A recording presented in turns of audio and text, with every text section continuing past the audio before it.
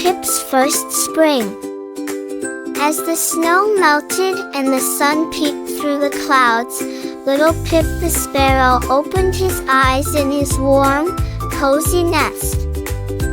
Chirp, chirp, he sang, stretching his tiny wings. Mama bird smiled.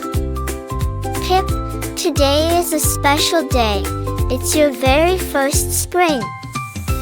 Pip hopped to the edge of the nest and looked around.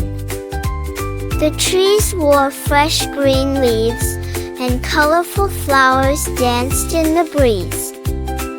Everything smells so sweet, Pip chirped. He fluttered down beside Mama.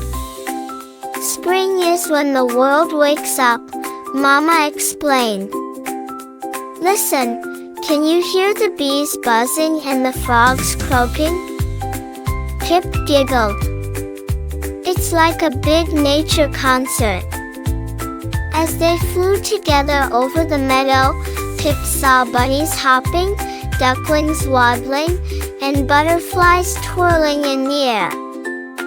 He tried copying a butterfly's flutter, but he spun in a loop and landed softly on a dandelion.